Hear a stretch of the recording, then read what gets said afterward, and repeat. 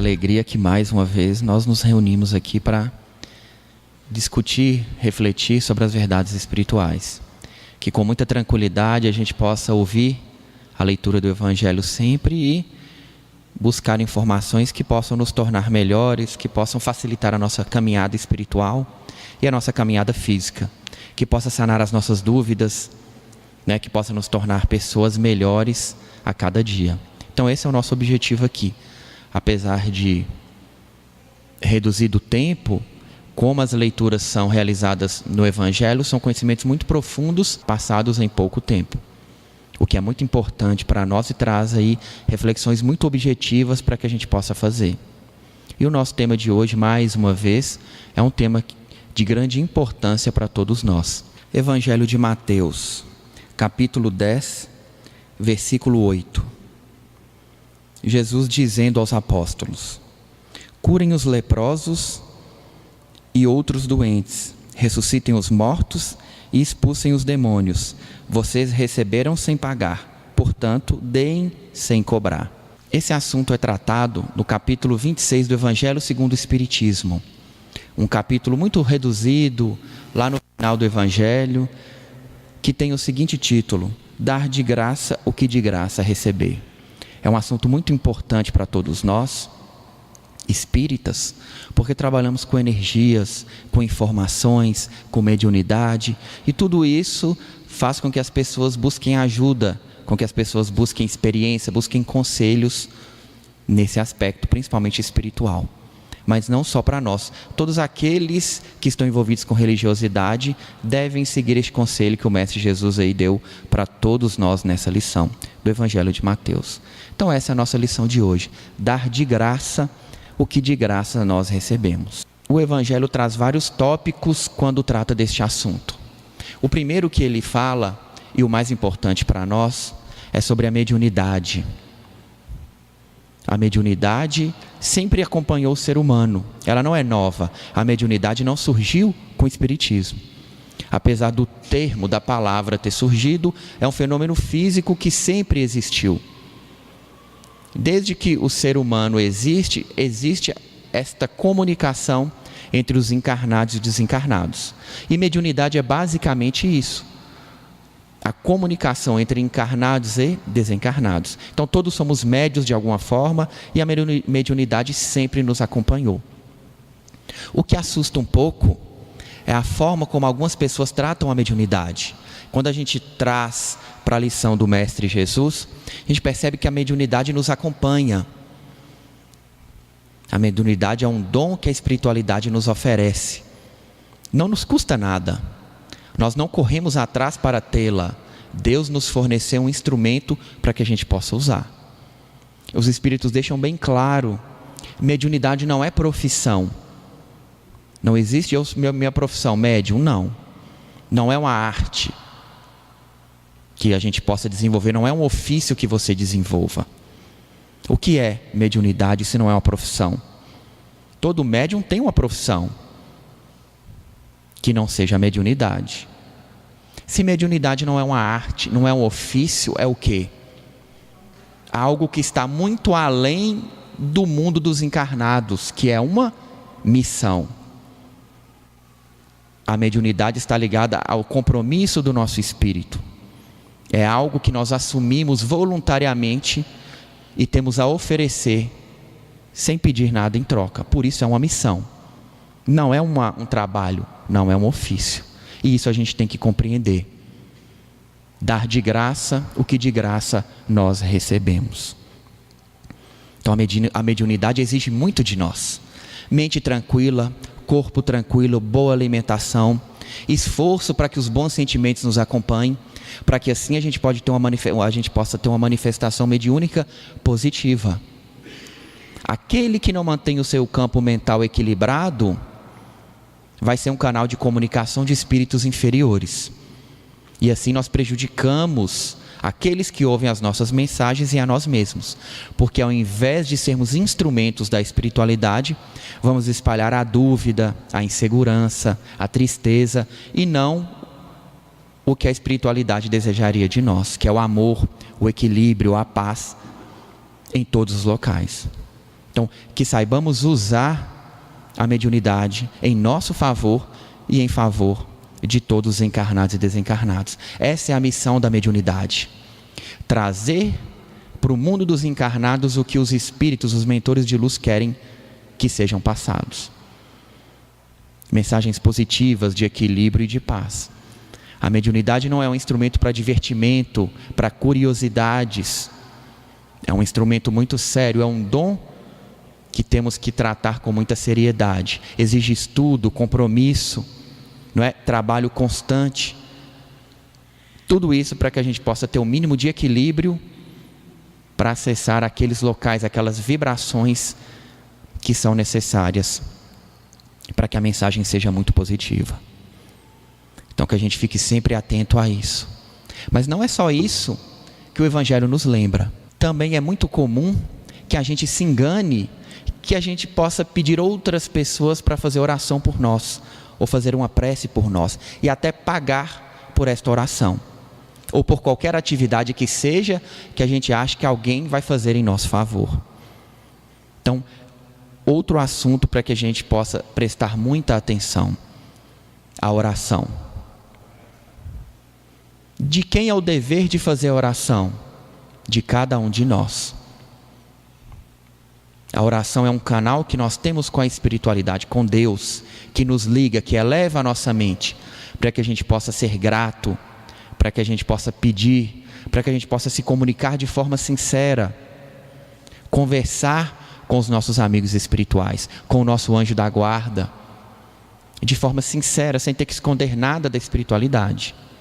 Esse é o objetivo da oração. Mas tem um objetivo muito mais importante do que este, que a gente pouco lembra.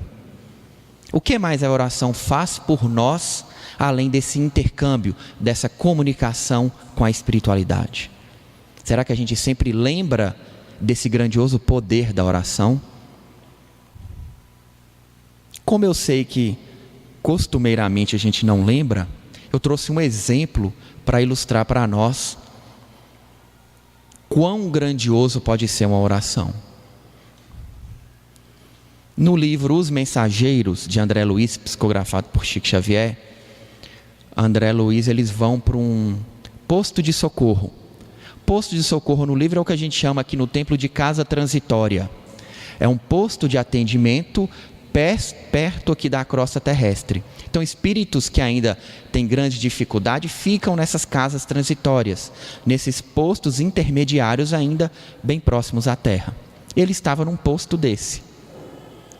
Um posto muito grande, com várias alas de espíritos sofredores. Numa dessas alas, havia 1980 espíritos deitados numa cama. 1980 em uma das alas. E todos parados, estáticos. Ele dá um nome para esses espíritos no livro de múmias. Por quê? Porque eles não mexem, não têm consciência do que está acontecendo. Foram resgatados, estão na casa transitória, simplesmente deitados num sono que não tem prazo. Qual o motivo para esse sono sem prazo? Qual o motivo de estarem deitados numa cama sem consciência espiritual de quem eles realmente sejam? No livro ele nos dá 2 motivos muito importantes. O primeiro, aquele que não espalha o bem ao seu redor, que não espalha a caridade, vai se encontrar numa situação como essa no plano espiritual. E o outro motivo para ficar assim é aqueles que não acreditam em nada após a morte. Então, aqueles que acreditam que nada vai acontecer, que nada existe, que será um sono eterno, vão ficar de fato num sono eterno. Não eterno porque uma hora vai cessar, mas assim, por um grande período, vamos ficar nessa situação. Por quê? Porque a nossa mente foi condicionada a isso. Então, desencarna absolutamente de forma inconsciente e fica, infelizmente, nessa situação. 1980 espíritos em uma das casas transitórias nessa situação.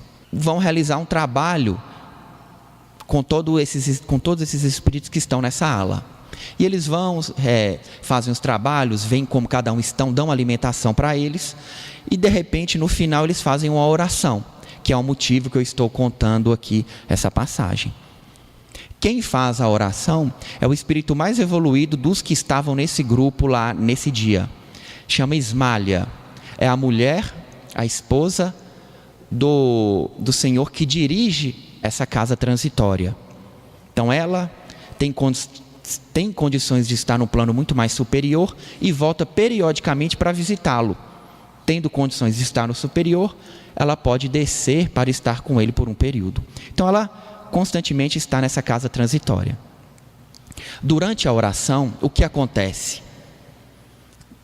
Por isso eu estou contando aqui esse caso para a gente possa perceber o que acontece com o nosso espírito e com nós quando fazemos uma oração sincera. Então, quando ela iniciou a oração, André Luiz conta que os espíritos começaram a se iluminar. E que, quando eles começaram a se iluminar, durante a prece começaram a cair flocos do céu. Eles estavam num lugar coberto, mas mesmo assim começaram a se materializar flocos brancos. E quando esses flocos de variados tamanhos e formas desciam e encostavam neles, eles sumiam. E foram descendo, vários sobre todos que lá estavam, mas não desciam sobre os doentes, só sobre aqueles que estavam concentrados naquela oração. E os flocos foram descendo. E os espíritos foram se iluminando, os que estavam em oração. E ele conta que a que mais se iluminou foi a Ismália e as senhoras que a acompanhavam. E ele narra a cor. Ela se iluminou de um azul que ele conta como maravilhoso. O segundo que se iluminou mais era o mentor que André Luiz acompanhava, que chamava Aniceto, que ficou de uma cor muito verde e se iluminou todo de verde. O terceiro que se iluminou mais é o dirigente lá da casa transitória, chama Alfredo, que se iluminou de um verde também muito bonito. E depois outros trabalhadores que estavam lá se iluminaram de várias cores, mas de um brilho muito menor que esses três primeiros. E depois veio o André Luiz e o Vicente, que é o companheiro dele, se iluminaram um pouco, de uma cor um pouco clara. E depois nós tivemos vários espíritos se iluminaram e por fim, alguns dos trabalhadores não se iluminaram nada. Ficaram com aparência como a nossa, de espíritos encarnados. Isso demonstra o grau de evolução de cada um. Durante a oração a gente percebe pelo brilho de cada um. E no que essas bolas de energia foram saindo e foram encontrando os doentes, alguns deles foram acordando. Qual é a importância disso? É que a gente entenda que a oração é um trabalho. Quando a gente faz uma oração fervorosa, uma oração com muito equilíbrio, de forma sincera, nós estamos distribuindo energias de acordo com o nosso grau de evolução. Vejam que cada um tem uma cor, cada um tem um brilho, cada um tem um potencial de ajudar. E isso fica muito claro durante a oração. Então, todos nós podemos ajudar de acordo com o nosso grau de evolução. Então, sabendo que a oração tem esse grande potencial, por que nós não fazemos a nossa própria oração? Por que pedir para outra pessoa fazer? Obviamente que a gente pode pedir para nos ajudar no momento de dificuldade, mas isso não exime que a gente faça a nossa própria oração. Um pedido de ajuda é sempre válido, mas não a compra de uma oração ou um pedido que nos libere de realizar uma prece.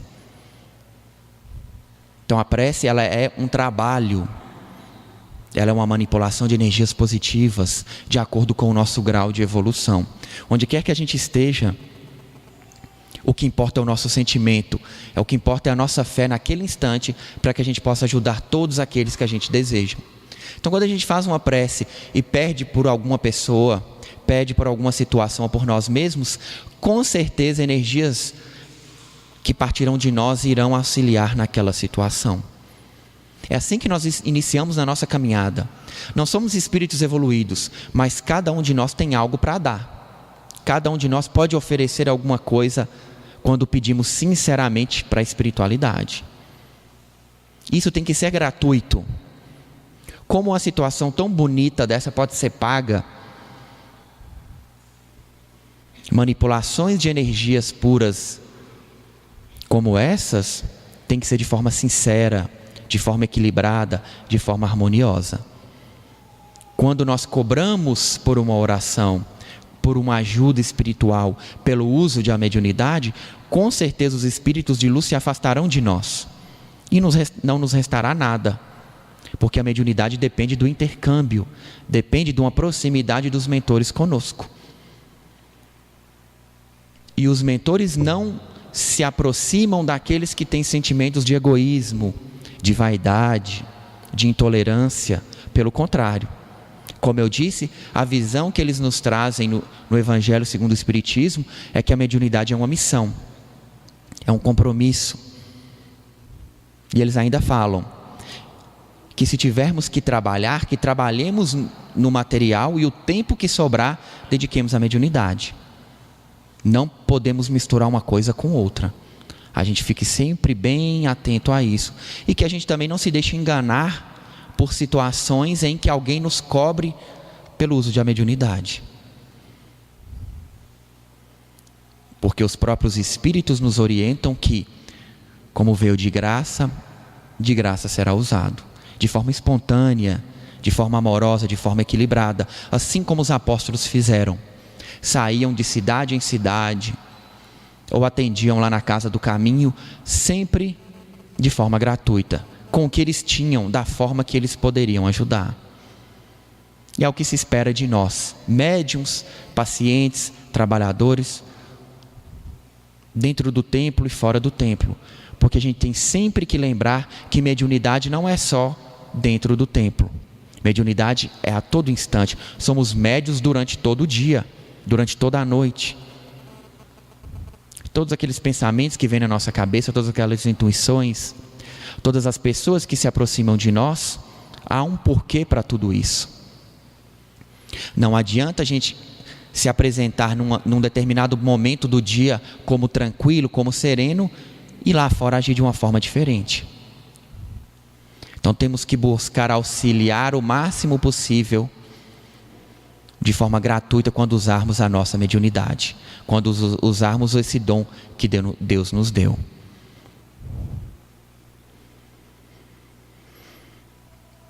A gente sempre lembra aquela passagem do Evangelho em que Jesus expulsa, Jesus derruba aquelas barraquinhas do templo em que as pessoas ficavam vendendo coisas na porta do templo. É uma passagem muito importante, porque demonstra que mesmo o Mestre Jesus, com toda a sua serenidade, com toda a sua tranquilidade, que a gente vê em outras passagens, fica indignado como essa forma de tratamento da religiosidade pode acontecer. Então, que a gente comece a ficar indignado como ele ficou com esse tratamento da religiosidade.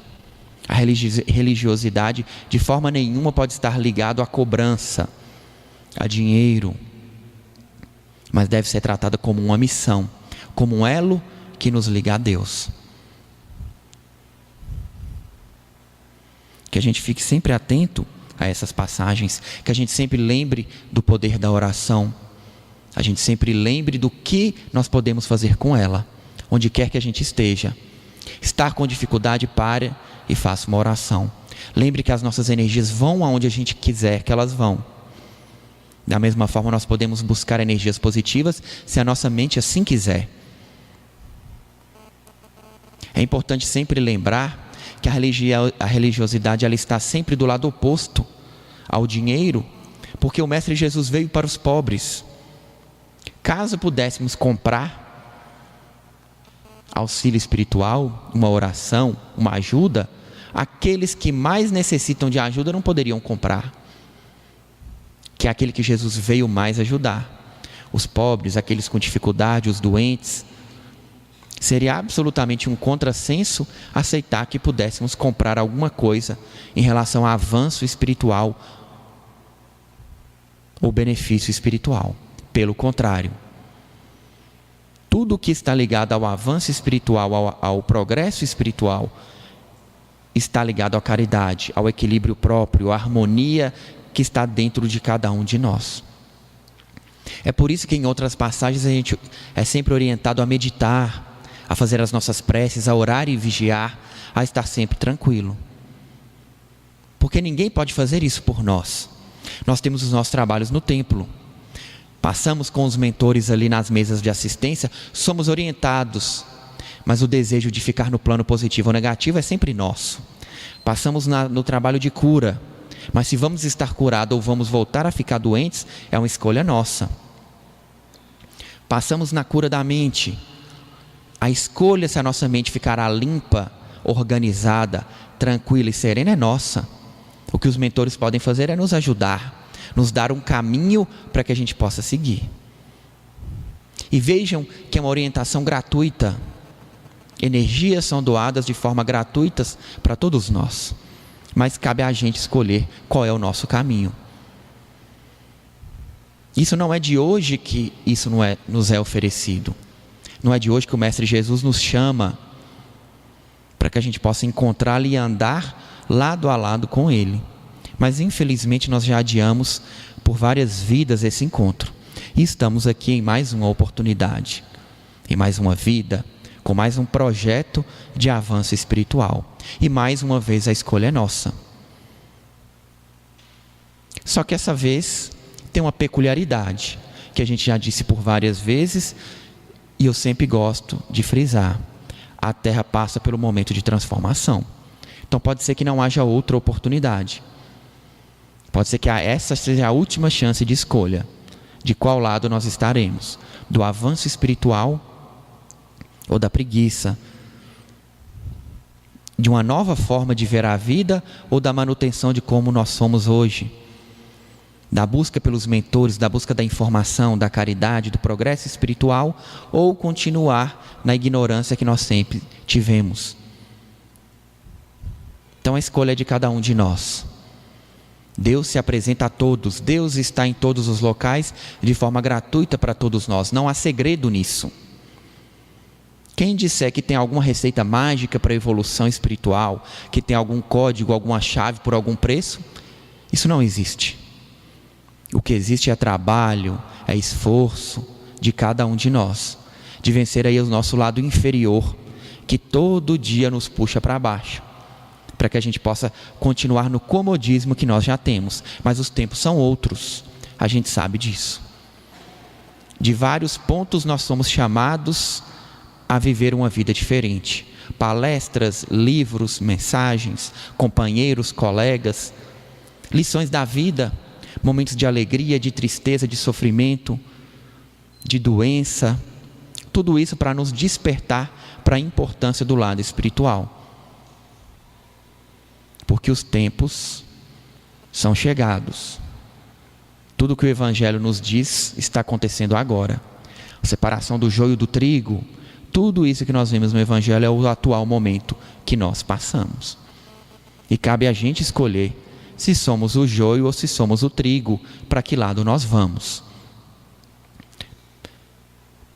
É fácil a gente perceber que a nossa vida ainda vai prosseguir.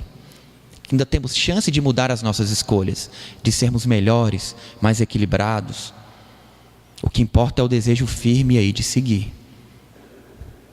E cada vez que a gente fica mais forte, mais fortalecido na nossa caminhada, cada vez que a gente tem mais conhecimento, as situações vão aparecendo para que a gente possa demonstrar isso perante a vida. E aí eu lembro que isso tem que ser demonstrado de forma gratuita. Porque a vocês está sendo oferecido, a mim está sendo oferecido de forma gratuita. E também deveremos oferecer de forma gratuita. Para que assim a gente possa espalhar as energias e o conhecimento onde quer que a gente esteja. Então fiquemos sempre atentos à nossa forma de pensar, à nossa forma de agir, a como a espiritualidade nos dá chances, oportunidades, esclarecimentos e nunca desiste de nós. Deus nunca desistiu nem vai desistir de nós. Mas cabe a gente, mais uma vez insisto, escolher aí os nossos caminhos, as nossas decisões e tomar o nosso rumo. A espiritualidade não escolhe por nós. Nós devemos escolher por nós mesmos.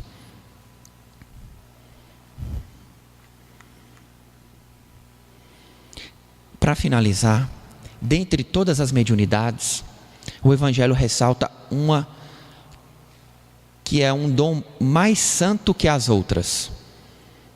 É a mediunidade de cura. Ele fala que o médico tem o direito de cobrar a sua consulta, porque ele estudou para ser médico. Então, como ele correu atrás e suou para conseguir, então ele tem o direito de usufruir disso. Mas a mediunidade de cura, não.